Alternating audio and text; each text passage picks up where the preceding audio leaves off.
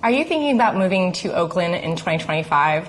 Well, here's 10 things that we never thought about before moving to Oakland. We know if you're moving from outside the Bay Area or another part of California, another part of the United States especially, you've probably gotten some bad press about Oakland. We're going to debunk some myths in this video and also address some of the common questions we get when people consult with us about moving to Oakland.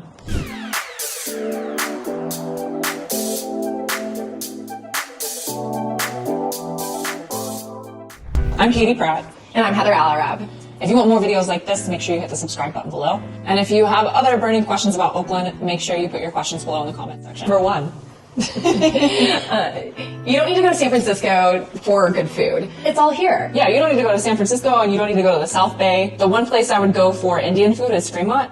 But Oakland has, I would say, #1 restaurants at lower price points or historically lower price points that, for every type of food you can think of. As I've talked a lot about my favorite food being Ethiopian. So you have this string of Ethiopian restaurants along Telegraph Avenue and in some parts of Berkeley, just over the Berkeley-Oakland border. Well, there's two spots that I absolutely adore. So one of them is Fob Kitchen. I've been there before, Yeah. so. It's a Filipino cuisine. Also, an honorable mention through Michelin, considering I'm part Filipino, and of course I'm gonna post them up. What's up, y'all? Yeah, so you don't need to go to Daly City.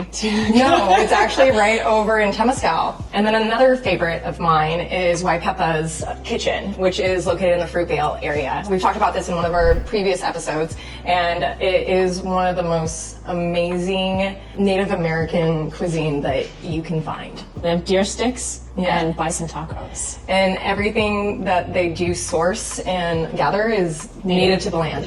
Oh yeah, Mexican food. So many options. Yeah, Tacos Mi Rancho, the truck over off First Avenue, favorite taco truck. A lot of food trucks around the lake. You have no shortage of good options here. You don't need to cross the bridge to get high quality dining or find high quality food in settings you wouldn't expect. Another favorite of mine is Monster Pho. Monster Pho's good. Yeah, I was gonna say Marifuku.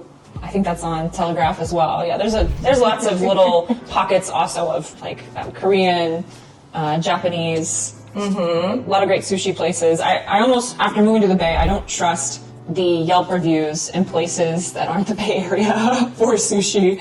#2, Oakland has great concert venues. The Fox Theater is one we've mentioned before.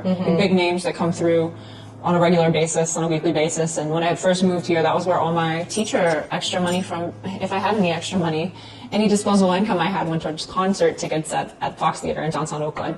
There's also Yoshi's, which has a consistent stream of jazz and R&B musicians. And again, you don't have to cross the bridge to get great live music. Another venue, it used to be called the Oracle, the Oakland Arena. That's where the Warriors originally started out from, where the Raiders used to be, and RIP. And so that's another great venue space that is still being utilized today. What's amazing about that location is it is accessible by BART. So you don't need to drive your car to the venue. You can take BART and then walk on over. So Another thing I want to mention is in trying to build community, take Bay Area flakiness in stride. That's not specific to Oakland. I said it's Bay Area wide. There are tons of activities, things going on in San Francisco, Oakland, other parts of the Bay, so people seem less committed to plans than maybe they do in other parts of the United States. At least that's been my experience, having lived in other parts of the United States and other parts of the world. #3. oh, this is a fun one. Yeah, so Your friends, anybody that you're dating, will always complain about having to cross the bridge from the San Bay Bridge. Francisco. The Bay Bridge. From San Francisco to Oakland. And it's oftentimes not an equitable share of responsibility. And that's because in Oakland, it is better to have a car. Even though we have a public transportation system, we have more BART stops within Oakland than a lot of other cities do because Oakland's the biggest, most expansive geographically. It's still better to have a car. But that bridge toll, when I first moved here, Oh, yeah. it was like $5 on busy weekends, and now it's like $7 each It's time. actually up to 8 now. It's great. It's freaking up to 8. I don't know if Oakland city leaders don't advocate enough for that money that's supposed to go towards the improvements of all roads leading to the bridge, but our roads, that'll bring me to the next one. It's expensive to cross the bridge. Our San Francisco friends and dates, whatever.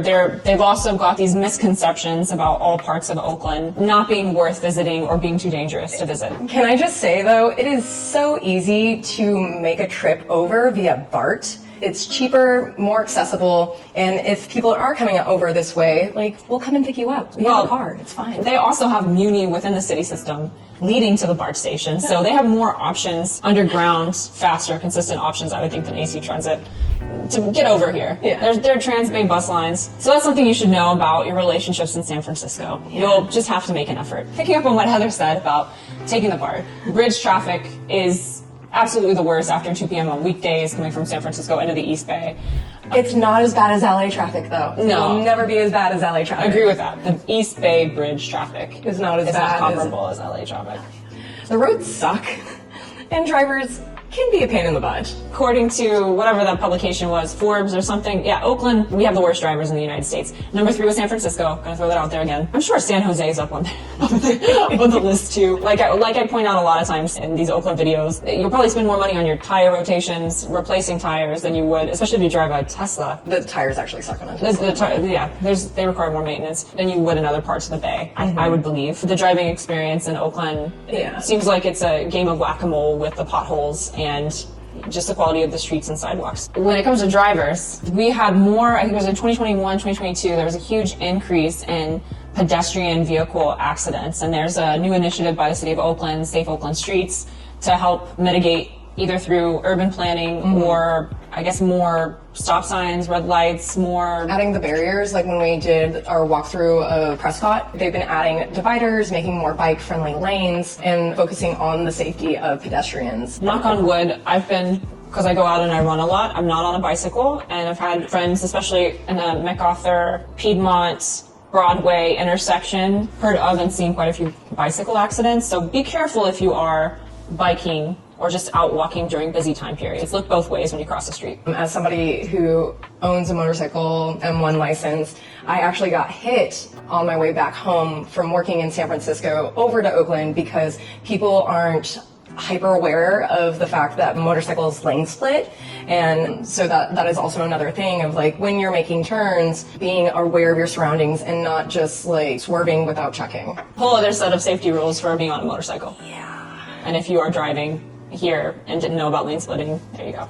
Don't leave anything in your car. Goes for any part of the Bay Area, but there are some hotspot streets in Oakland where nicer vehicles are targeted, and sometimes it's indiscriminate. Yeah, it's any type of car. There's an increase in the amount of Pipping in 2024, and the assumption and the intention, because things were left behind, it wasn't about something being in your car, it was just because. So make sure you have the no deductible plan with AAA for your car insurance, or the low deductible plan for window breakage. On the subject of transportation, I know we're still stuck here, but the DMV, if you're trying to make an appointment through the DMV, if you're trying to get things done with your car registration, get a new license, get a new ID, it sucks. Even if you make an appointment, you can be there for hours and hours. What I learned is through my AAA membership, I have the option of going to their small offices with an appointment and getting things done super efficiently with title transfers, with car registration if I'm not able to do it online. If there's any kind of changes I need to make, go to AAA. You were saying there are other locations too, right? Yeah, so if you don't want to go to the DMV, if you don't have AAA, there is Pack and Save over in Oakland that has a DMV kiosk where you can just go and pay for your registration and get your stickers there. Another location is Easy Star Smog in Oakland.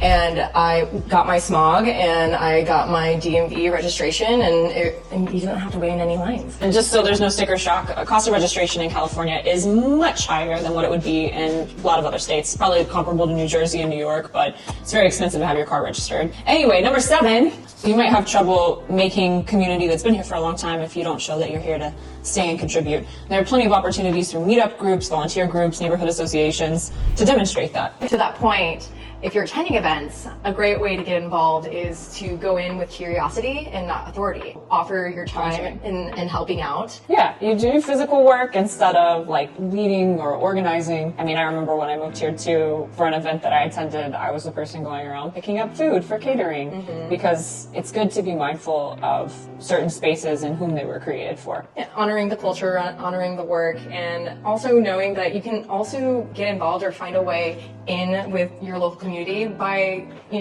shared commonalities, whether it's going on hikes or going to a speakeasy, a poetry read, getting involved in activism and neighborhood cleanups. That's a great way to get involved. As somebody that is born and raised here, we do see fluxes of people coming in and out. And for folks that have been here for 20, 30, their entire lives, energy in which one carries. And one of the things we're not addressing is just the impact that tech and the increased cost of living has affected locals. I remember when houses in the hills cost 300, 400K, and now it's at the prices that they are today. But I don't keep that in the back of my mind at all. When you move into a neighborhood, be aware of the culture of that neighborhood. Oakland is 40 different cities within one city, and don't try and change the neighborhood to suit you. Be aware of the culture of that neighborhood. Meet the people around it and get invested in the area. You get taxed out the wazoo here in Oakland and in other parts of the Bay, but especially in Oakland. And it's more infuriating because you don't understand where your money's going. I mean, you can look at the city's budget, but street sweeping, by the way, is another one of those invisible taxes. You will get a ticket, whether you're renting, owning, or visiting. This is an invisible tax that you pay to get a ticket for street sweeping. The signs maybe weren't visible, or you just didn't see them that day, or they're spaced too far apart. But take note of your surroundings when you park for more than one reason. If a street is empty and you're wondering why there's parking on this side but no parking on that side, it's because of street sweeping.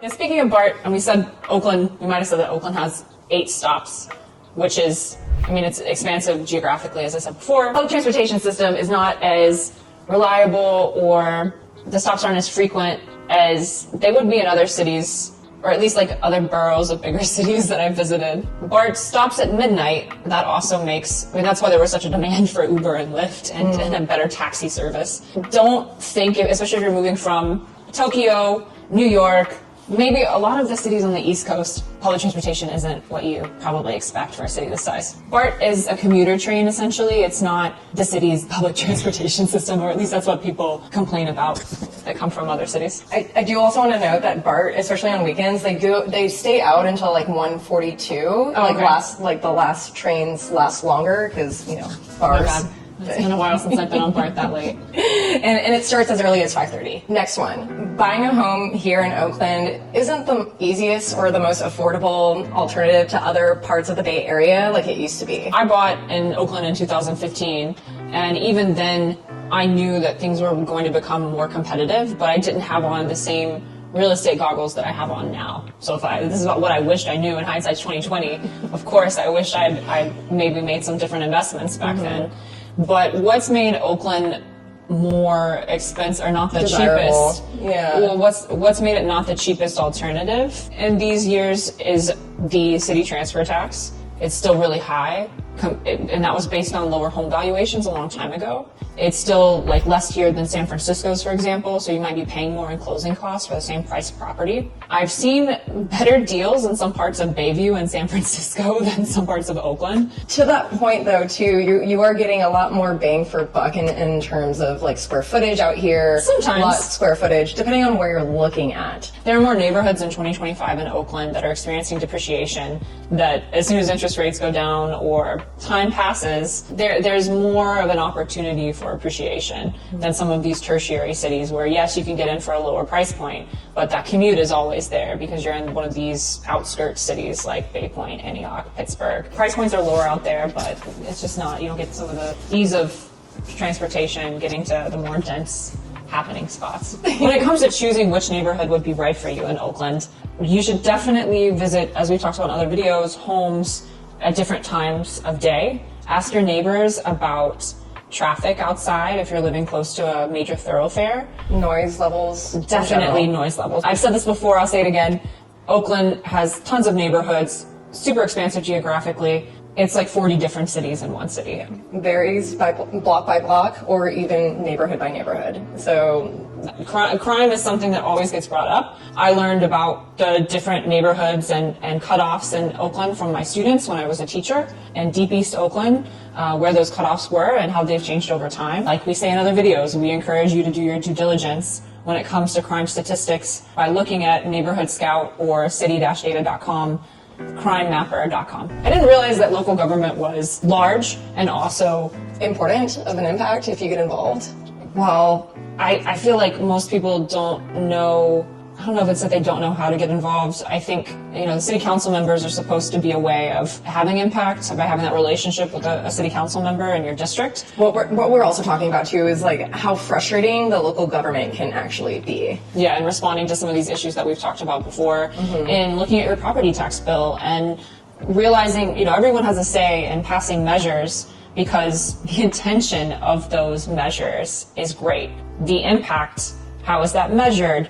How will those dollars be tracked? I think there are some things that have not been fixed that make those additional charges to individual property tax, to property owners, frustrating, right? So many measures get approved because people want to feel good about the potential impact, the intention of these measures, but over the last 15 years, it's been a roller coaster ride with Oakland and its progress when it comes to crime, quality of education, making housing more affordable, some of the social programs that are supposed to be implemented. Bonus factoid.